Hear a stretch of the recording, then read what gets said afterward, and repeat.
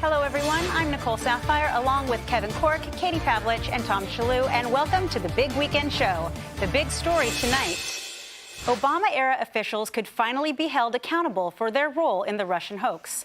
President Trump's Director of National Intelligence, Tulsi Gabbard, has now released declassified documents exposing how all these members in the Obama administration suppressed key intel to create a false narrative about President Trump and Russia. Gabbard is turning over all the documents to the DOJ for criminal referral. We are referring all of our documents to the Department of Justice for the purpose of accountability and action. No one, no matter who they are, no matter how high up they are or how powerful they may be, no matter who the intelligence officials or professionals were who were a part of this treasonous conspiracy, there must be accountability.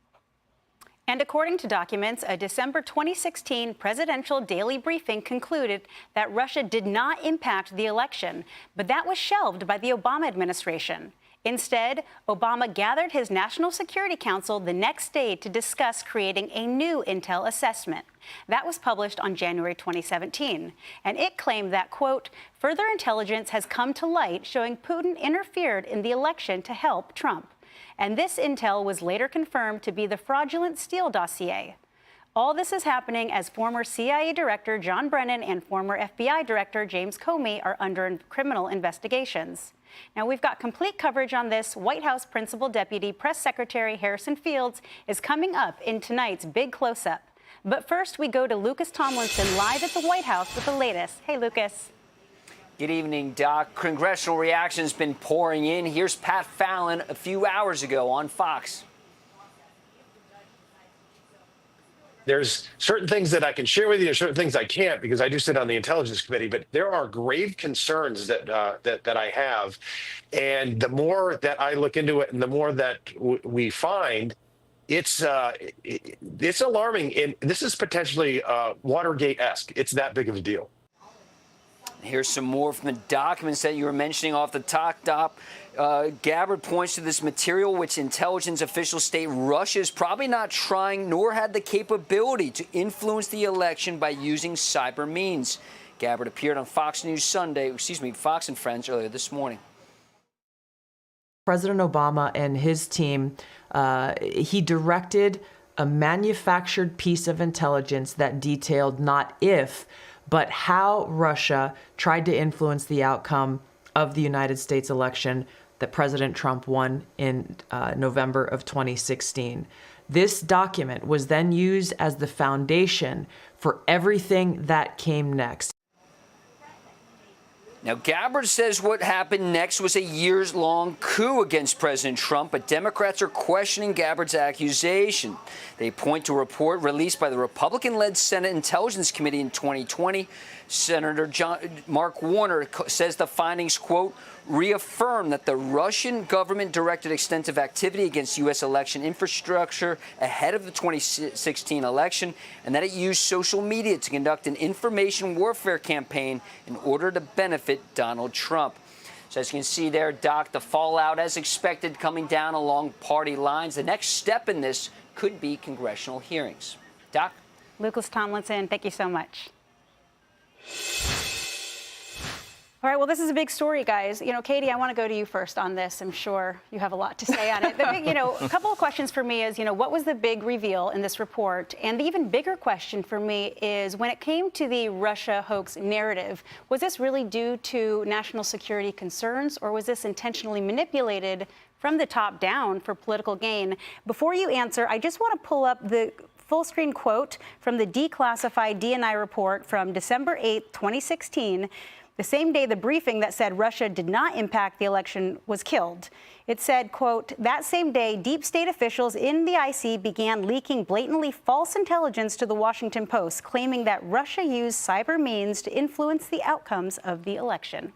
What's your take? This is just a total confirmation that this was completely organized, that it came from the top down. You have this meeting on December 9th, 2016, with the president, former president of the United States, Barack Obama, essentially giving orders to try and undermine a democratic election in which Donald Trump won.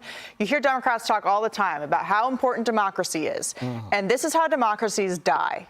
This is how republics go to their grave, is when you have unelected officials given the orders by a president, the most powerful person in the world, to undermine the will of the American people. And when it comes to what they're going to do next, DNI Gabbard says that they've referred all these documents to the Department of Justice.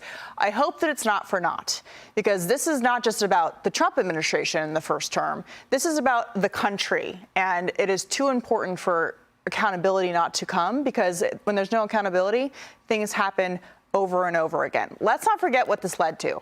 It led to the special counsel investigation by Robert Mueller, which dragged the first Trump term through the mud for years, bogging down not just the administration, but the country. And cost $40 million. $40 million. It led to the first impeachment of Donald Trump as a result of this bogus narrative. And when you look at the details of what they put out, it's just the government officials in D.C., Democrats in the intelligence community working with the media as well to sow this false narrative to bring down an election. And that is something that Democrats always say is so important not to do. And yet here they were the entire time. One final point. We knew a lot of this was happening. You had Devin Nunes, who was the former House Intelligence Committee chair back in the day, saying this was happening. Kash Patel, when he was the chief investigator on that committee, he's now the FBI director, revealed a lot of this. But this is now just a concrete evidence that this was not just deep staters deciding they're going to make some moves. This was directed by the former president, and I think he should answer some questions about what his role was. Well, and Kevin, what do you actually think is going to come from this? What is the end point? Are we looking at prosecutions? Or are we just looking to try and change the narrative over that? Because in my opinion, at this point, after the 2016, the memo, the 2017 report, the 2019 Mueller report, the 2020 bipartisan Senate report, everyone kind of has their settled opinions at this point. And I don't think that anyone's going to change their mind. Like, what are we looking for here? I think you nailed it in that respect. And there's an old saying, there's a reason the windshield is much larger than the rearview mirror. Where is your attention focused? However, I think Katie really nails it when she says, if you don't fix this problem now, it will happen again. And there's something else here. There used to be this sentiment in Washington that basically said, you know what, you don't want to get in this idea of prosecuting high-level officials. It creates instability for our institutions. But the fact is, I remember a mugshot of the president now. So I think that really, you moved the Rubicon. I think, frankly, there should be some prosecutions associated with this, and I'll tell you exactly what you said. If you do nothing, if you just talk and have hearings and sort of flap your wings, that does nothing to stop them from doing it again. That's why somebody has to walk the plank. Yeah, you know, Tom, one thing that I find interesting is critics are accusing DNI Gabbard, saying this is politically motivated, and they're just going after people that criticize President Trump.